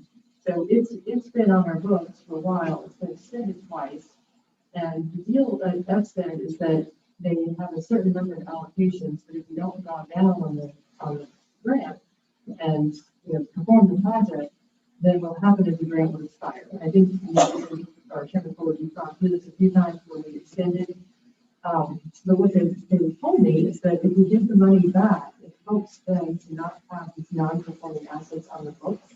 Because when they go to make their application for additional funds, that it, I mean, it might seem irrational to be requesting a grant on one hand for the rescue fund and then be giving them back. So for the people listening, that might seem ridiculous. But this grant is going to expire, and if it expires, it counts against us for future allocations. And so if we don't have a shovel-ready project finished tomorrow to charge to this grant, if it's submitted in time, which doesn't seem likely, that we should give the money back. Because otherwise, it's close on future allocation. One of the first things they do at SED meetings, every agenda, before they talk about allocating new money, they talk about performance. So before they ever talk about allocating us any money, they would pull up all of our existing grants and say, well, this is what we've already been given and we're not using it. So the direction from them is going to make a shovel-ready project that we can start charging and submitting invoices pretty much immediately. And we should take action to get that money back. And you'll see it's not a large amount of money. It's, but it's just been outstanding for so long. It's 2015, so it just needs to be addressed. Is this the one for, But in the red, it's a 197? Right. And they use a different numbering system, so actually, it was one person looking at this, but the grant number is G0L06. So, Chairman Fuller, you remember that one from your FDOT calls. That's where it keeps coming up as being so old. We needed to add to get that one out. And top of the information here from the, it showed you the description of the original project. I'm sorry, I don't have one copy, but it was for, let's see, cargo improvements of the wharf, maintenance for Fernandina, just like a general maintenance project. But I'm not sure what the specific project was for the forward, but that was the request that my classmate made. Chris and myself and Rosanna meet with the FDOT people mostly every month. Sometimes they cancel meetings. We usually meet with them on Zoom every month to discuss these grants. Chris, you want to address this one in particular? Sure, Mr.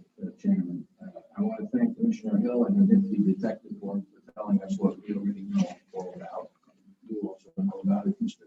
Chairman, because you sit on the FDOT monthly meetings with us, and we update every 6 weeks with FDOT as to where it stands. We have active project and dock repairs going on against this particular grant. We're going to be invoicing against it in the next 30 days, and then we are prepared to get back to balance if we can't be reallocated. So we're on top of it, but we still have some spending to do against it with an ongoing project.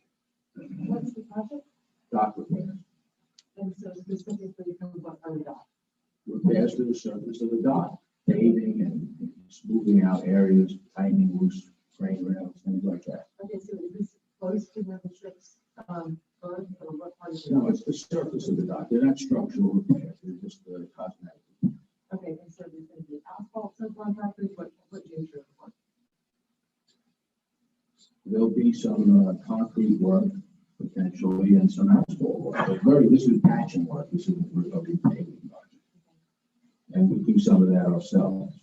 So this is the horizontal surface. Yes. I'm just trying to get a feel for the project. Okay, well, you can call me up and ask me anytime. We don't have to take up the public's time with this back and forth. Again, getting you up to speed. Your meeting. So, all I know is that when I contacted the you guys at the State Department of Transportation, were very glad to hear from me, and they wanted to know why we hadn't responded to the fee request for several of the grants that we've already been dispersed. We have a 1.7% fee that we're supposed to pay to us, and we haven't paid that. It's been submitted to the company that oversees. Well, it's OHPA's obligation to pay, and OHPA's asked us to pay it, and so when we. But the funding goes past. The OHPA. The funding passes through for projects. Half of it does, and then we have to provide the local match. So again, this is something that we do on an ongoing basis. You're getting into it really, I understand you want to get educated. Is there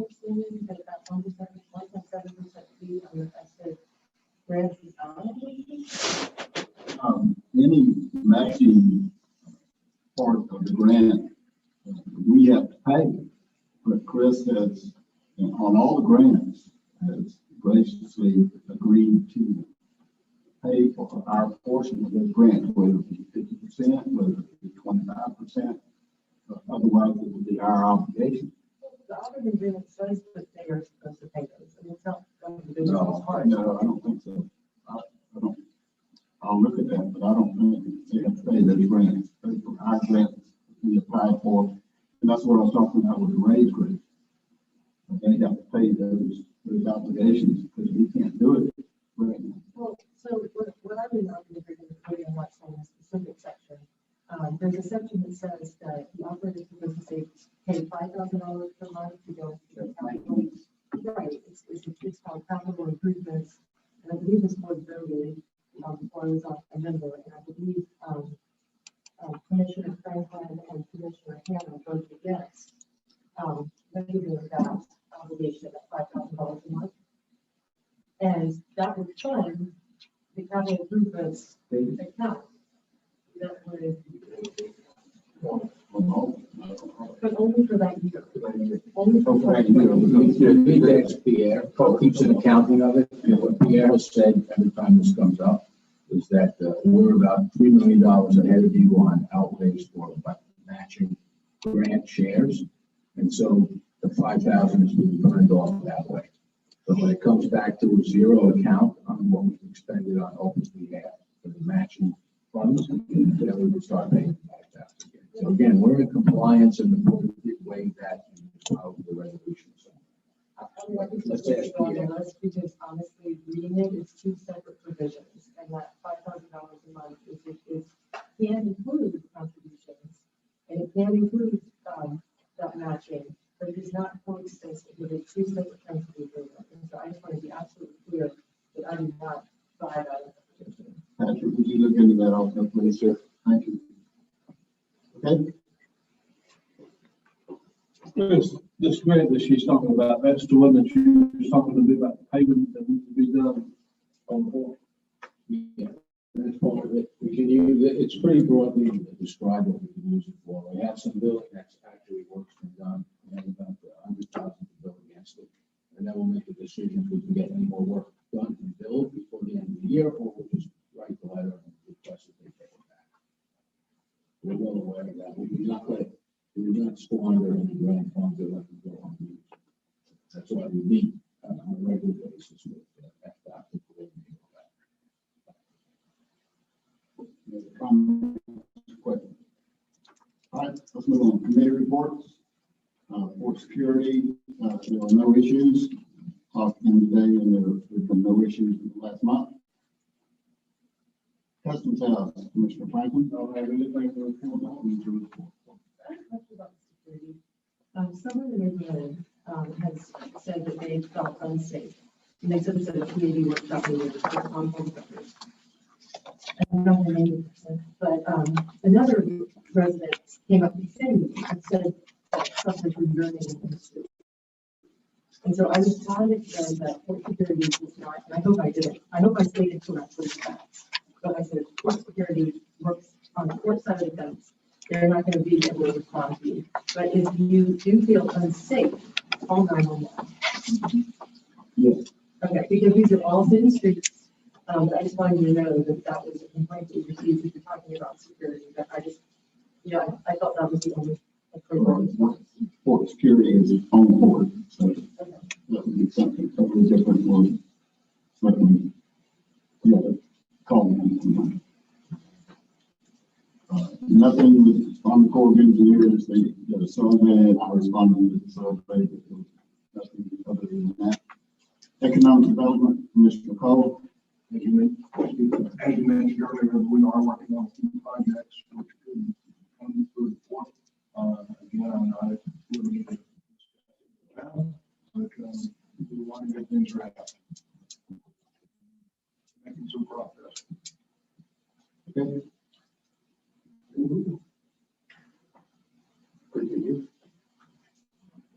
Emergency Management, Commissioner Franklin. So have anything to report on? Technical Coordinating Committee, Commissioner Hammond. Did they not meet last month? They're not. When did they meet?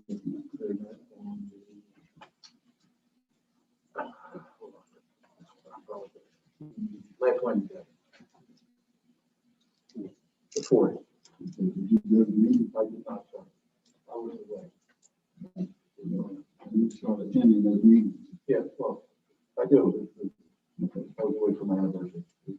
Any other, Mr. Carl? We discussed last month that we would have a presentation for the Port of Fernandina. And the Port Director is not able to help us with that at this time because of other conflicts. So we're going to, Jeff suggested move it into next month or in September. If they're available, then we can make that presentation then. I had asked that all of y'all come and we could take a tour of the TPO facilities. But if we're not making that presentation, then probably would be a good idea. You're still welcome to come, but we'll wait till our September meeting. And then Today, we did not have a meeting last month. we have a date for September. It'll be the second next meeting. That will be the next month. There are only September regular 8th. dates. Excuse me, yeah, that's the following Wednesday, the 9th, following Thursday, excuse me. The 9th of September. Right. That's our chamber, East Side, Commissioner Hill. So as I shared with you last time, I was working for the Leads and Nassau program, which so far we've had just our kickoff meeting and haven't really sure about the chamber, but they did a great job just sort of giving us an overview of the program. We went out to do some site visits to do this research. But I was curious whether the court visit was included in their agenda. So if they're attending in the past, they've done a visit. So I'd like to invite them. The class to come. That was something on this board. And then they released the income dashboard. I have an ongoing document. I saw that. But, so that's something we should probably be having on our agenda. Okay, yeah, I just got that yesterday. And, yeah, that's something they've done before. Very interesting. Okay. Yeah. Okay. Commissioner Cole, West Side Chamber. Again, we don't really have code, but really not a split of it, we just, we do have a meeting over in that area that I can report on. Okay. All right, administrative officer manager report. I'm sorry. Oh, see, you from then, yes, I checked it off. You haven't talked about it, Commissioner Hill. So I briefly touched on the security question, but I did confirm with the city that they recommend calling 911 safety issue. I had a call with Tammy, we missed our July meeting because we were all out of town, but we were able to have a call yesterday and they did really good. And so we talked for about an hour. We didn't really kind of touch on any litigation because I'm leaving that project, but we discussed the sewer pipe, which we were discussing in the meeting, but I don't think there's anything new that came out of that meeting, other items. Chris, let me ask, how late are the trucks allowed to park on the street? We don't allow them to park on the street, and it's a city ordinance sign that talks about no parking, and they can only be there during something like 7 to 7. We might guess, but I have to take it over the sign. So they don't do it after those hours? No, they have no right to do it. We, even though our guards really only have authority to control within the port, we ask them to keep an eye on the street, and if they see truck or truckers lingering after they've been to the port or after hours, which our people are there around the clock, they will walk down and ask them to leave, and if they won't leave, they'll call them up. Do you have a policy that we make them abide with? I think they've been talked to many times. Yeah, we talk to them, and they have to follow the ordinances on that street. Okay, so it's a written policy that they have to agree to, that they have to abide by ordinance. No, I mean, to use a vehicle on a public not something that's traditionally done. But I can tell you that I work late many, many nights, leave that place all hours of the night, come back and forth in the middle of the night. It's not generally a problem. I would chase the truck myself. I don't see trucks parking and spending the night on a day. I've never seen, nor have anybody going to report to me any kind of recent memory. Truck drivers, urinating or other things. So we would be very vigilant about trying to prevent that. And I don't think anybody in the neighborhood should feel unsafe. Opposite, they should feel safe because they have manned security at all times. It was a cell phone call away from Fernandina. So hearing this, obviously this is extremely rough facts, but if the police do come onto the scene, they can do a written report. Even if they don't ticket the driver, which I know there's no hesitant to ticket, blue collar, Nassau County workers, who are just trying to do their job, but they can issue warnings and write reports. Yeah. And so I conveyed that to Candy, to pass along, the COTD, that we want to know what's actually happening so we can be responsible. Okay. Mr. Chairman, I've never heard of a report or incident. Yeah, and the funny thing is, pictures usually are worth 1,000 words. And today's smartphone, usually someone will just shoot you a picture and there it is, they punched in. But I think you said the right thing. They should feel free to call 911 at any time. But also, we could put a flyer together and pass it out to the truckers just to read past. We're happy to do that. Well, I'm do that. Yeah. And do you have a dedicated truck line that comes in and brings? Yes, there's one line that's striped off on date, and that's the only place the truck. Trucking company. Is there a? No, we're somewhere all. Yeah, we'll just make hundreds of flyers and every time a truck comes in. We'll give them a flyer. Do we have a camera that looks at that area during the day and night? I would have to check with Ray. We have lots of cameras. There may be one that looks that far down the eight, but if not, we might be able to put one. Can we look into putting one there? Sure. It's a great idea. Let's take care of it. Yep. Mr. Chairman, these designated truck parking on Main Street for the trucks to park, right, and that's where they park there. Just limited hours, not overnight. Yeah. They shouldn't be parking overnight, but they do come in early sometimes to beat the traffic in the school zones and stuff. And if they do that, there's no place for them to use the restroom, is there? Well, they can walk up to the gate, and we have restrooms right at the gate. One of the things, not to bring up the soft point, tonight, one of the improvements that we're trying to make is grant requests for to be able to improve the gates to get more trucks inside and reduce the queue.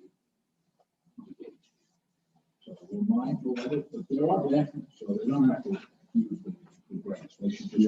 Some of them are lazy and don't want to walk down that That's the road. problem. We have a lot of lazy people in this. Yeah. To Commissioner Franklin's point, this section of Dave has a sign that says no stopping or standing. Yeah. The what? No stopping or standing. So basically, Certain trucks things, have yeah. to keep moving. Especially when they're leaving, they can't stop and talk to other truckers. They have to, when they leave, they have to leave. They gotta keep moving. Yeah. So any thought about maybe putting a forklift somewhere that they could get to easily? Well, if we had evidence that this was a continuing and recurring problem, but you can walk the grass. I don't even see any burnt out spots. My neighbor's dog goes over the line onto my grass and I have a series of yellow spots. Yeah, we all do. Yeah, so, but, yeah, right, but I don't see it, but if we see that it's a problem, sure. But, that's just another expense to lay on for nobody to use. But if there was a need, we'll talk to the guards about making sure that the bathrooms just inside the gate, next to it, behind the customer's house, they're open and available to be used. There are restrooms available in some of them. And important, but not down where they stay. I don't think they're using the restroom. I mean, that's just some of the stuff people maybe. I don't doubt for 1 minute. Like I had Somebody is not going to walk down, before the gates open. They're not going to walk down there. I guarantee you that's happened somewhere. I don't think that people in the river are creating. No, they. And if we can know one way or the other, how can we say that they're making that up? Let's seriously look at putting a camera so we can observe that area and make sure. And then with that flagger, like truckers know that we are watching. We've got a little money now. I think we can use that money for that purpose. Okay. Okay. Yep. All Right. Yes, sir. Rosanna, you have anything else? Or anything? For the report, no, nothing out of the ordinary. Last month, we had 2 public records requests. This month, it's still early. And just recently, 2 commissioners complained about having IT issues with their computers, so we'll try to mitigate that. Yes. Right. We need to make sure they're working. You've done an awesome job. I know you've been working really hard. Thank you. Long hours, well past what she's entitled to do. Agreed. Please keep business hours. You try, but, you know, sometimes we demand things that we shouldn't demand. I'm gonna talk about that in just a second. Anything else, Roseanne? No. Okay, thank you. Other items to be brought by commissioners, anybody got anything? Did you review to the end of the year? I'm sorry, Is this where I would go to cover the court bill there? if we want to talk about that now. I want to talk about it at some point. I just Okay, wanna- yeah, go ahead. Okay. This is the time, but nothing else after this. Not the last word, yes, sir. So, I have prepared a resolution which I shared with Patrick to just make sure it was legally structured, legally sufficient. And, I Share it with anybody else? No. I just shared it with Patrick. And so this resolution addresses the board director position, and it identifies the resolution which appointed Mr. Lugucci in 2020, which was a January 6th, 2020 resolution. And then it says that OHPA has determined it's in its best interest to declare the position of court director vacant until filled and appoint a new temporary OHPA representative outside. And I would like to nominate Chairman Foley for that position. And the reason that I think Chairman Foley should be in that position is that he has sat in on the FDOT calls. And so he's seen the grants, the system, he's seen the CSIP system.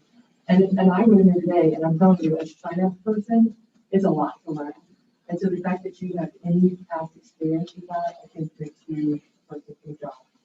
You're also very responsive, and this role really requires being responsive and understanding what's going on. And I really do believe you will do the best job for the board. And the board director position should stay vacant.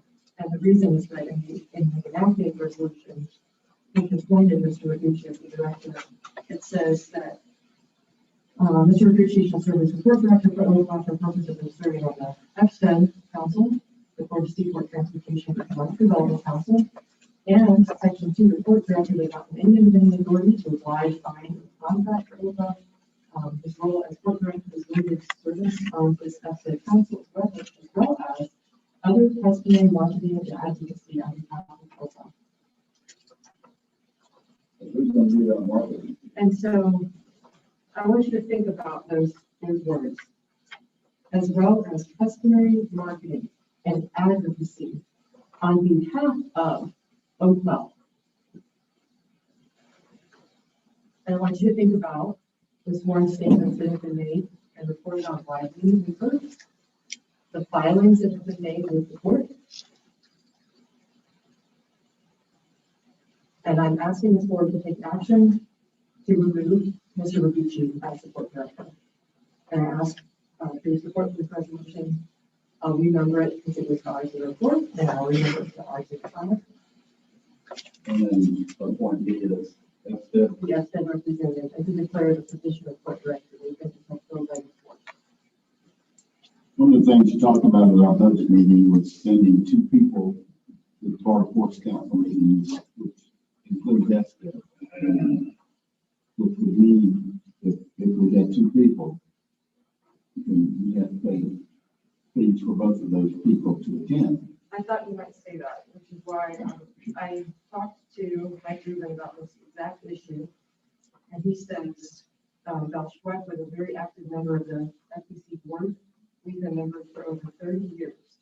If OHPA wishes to see either delaying payment or removal from the FC board, I'm happy to present any written email requests to the FPC board meeting in August. I realize that meeting in Panama City has placed a budgetary constraint on several of our seaports during this pandemic, and we do not expect some to attend because of the fiscal constraints. So it would not count against us, do not attend at all. And I mean, he watched our budget meeting and he responded to the comments that we had at that meeting. And he's already answered the question of whether or not we can lower our fees. And so if truly the rationale is to save money, then we have a solution. And it's a workable solution for our board.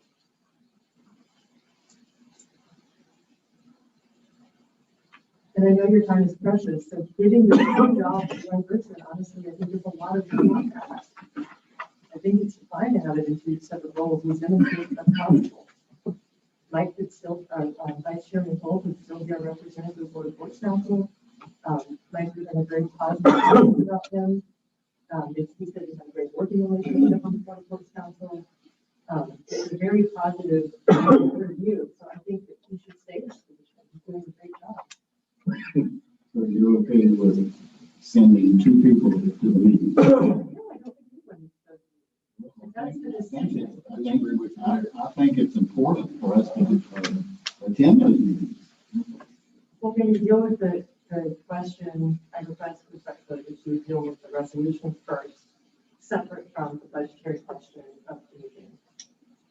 The budgetary question of the meeting is a $1,000 decision. And we can talk about that. I welcome that conversation at our budget workshop. But I think it's very important that this board be responsive to the bigger question of who serves as OHPA's representative in the world. And I think that person should be Attorney Coleman. Well, I appreciate your confidence. I just am worried about having the time to do that. I'm very busy.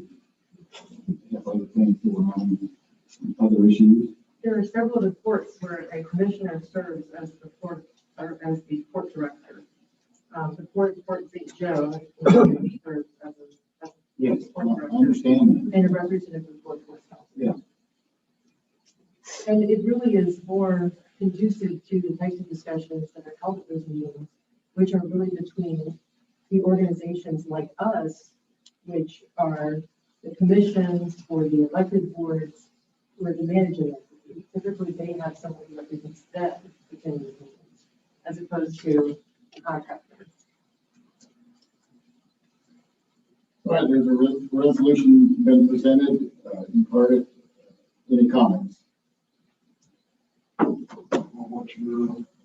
What's your take on being a representative for the council?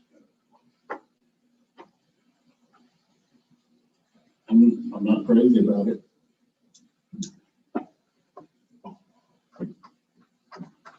I think you could do both jobs if appointed to them.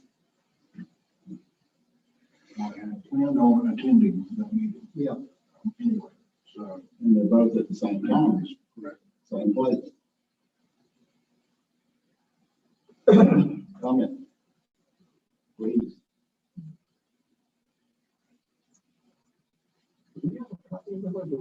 Sure. I did test negative. Right, so you can't. Would you like to? The meeting was August, what, 28th? When's the meeting, Mike? The 24th through the 26th. No, okay. I definitely will not be able to attend this meeting.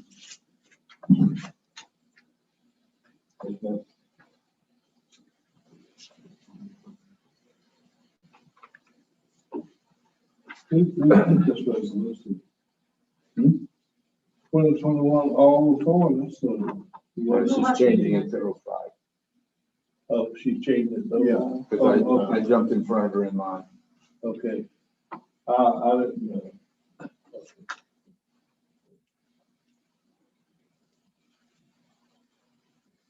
Any other comments? second to read. Yeah, okay, I'm the pretty third one. Yeah, 30 seconds. So what's behind the new resolution is the previous resolution that will be rescinded.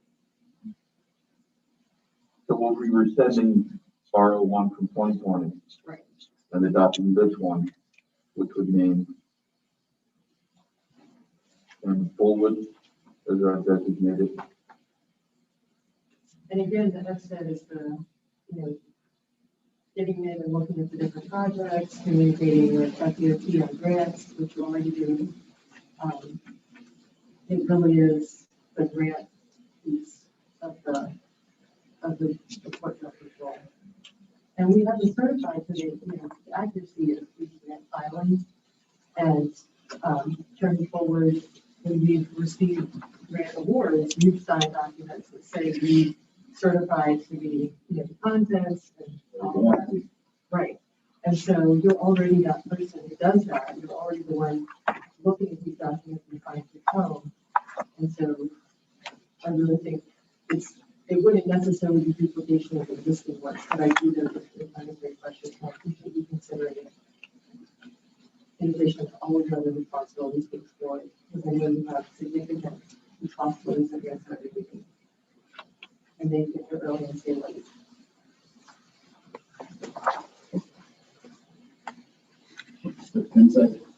Well, it's all in section 3. So my biggest question is, I guess it's really like in your court, my friend. Are you available for these responsibilities?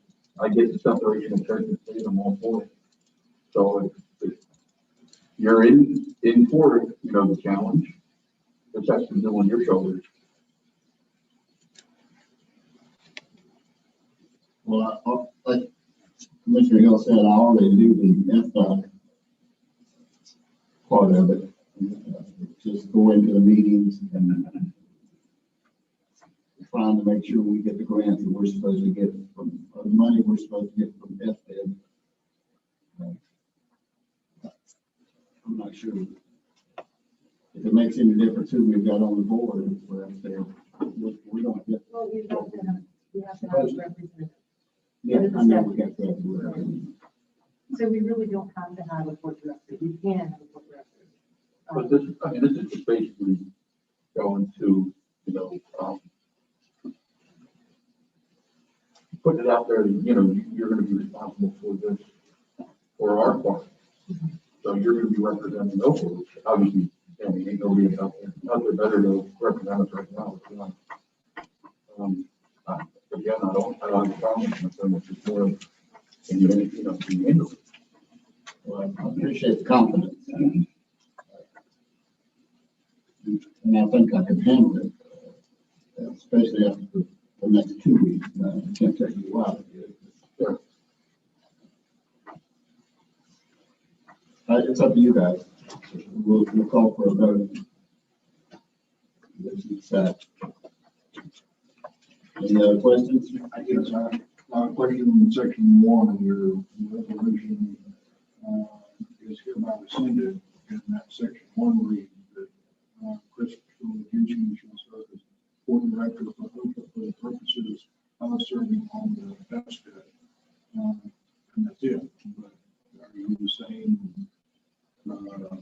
shall rescind him completely as board director, or just for that purpose? No, completely. Okay. So we won't have a court vote. Correct. This resolution would declare that position vacant. We are not required to have a court director under OHPA. Right. And Mr. Bruce serving that capacity at this point, I think it's not possible to do with that. Any other comments, questions? I'll call for the vote. All in favor, signify by saying aye. Aye.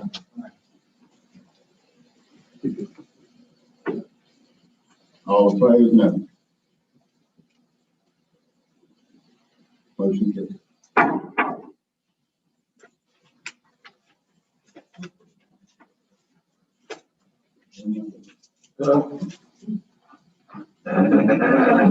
Okay, I'm open for that. What I want to talk about.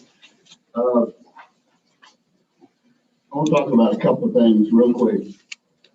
Number one, Rosanna does a heck of a job for us. She's limited. She only has certain hours that she can do that. And please don't ask her to do something that she's not required to do.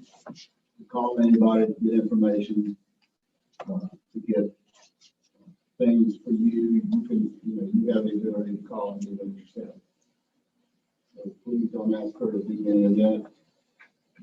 If you want to ask her if she can do it, then she can contact me and I can tell her whether I think it's okay to do that or not. I'd like to handle it that way, and not burden her with having to deal with stuff we should be doing ourselves. That's one thing. Commissioner Franklin, you asked her to copy a lot of things for you, and I understand why you don't like to deal with that computer. And you asked her to do copy the requirements for the grant, and there was almost 100 pages to that. That's what I understand. Yeah. And anytime, when she told me it was quite a bit, I don't expect to spend nuclear arrows. But a lot of this stuff, I do get a copy and I give it so I have it. And I can copy it off myself, I do have several computers that just as useless as I have. But I can turn them off. But a lot of it this way, when I come and get it, I ask for a lot of fixing. But something that's gonna take a long time, though, I don't need to do that. Yeah, well, that's what I'm asking. And me and her talked about that the other day. I didn't realize it was that much. It's a lot. Not only that, but it would cost us a lot of money in copy paper and her time especially, because she was almost at the end of the 30 hours she was allowed to work, and she had spent several hours doing it. So let's remember what Rosanna does for us and try to take some burden off her as much as possible. That's all I have. Unless anybody else has anything else, meeting is adjourned.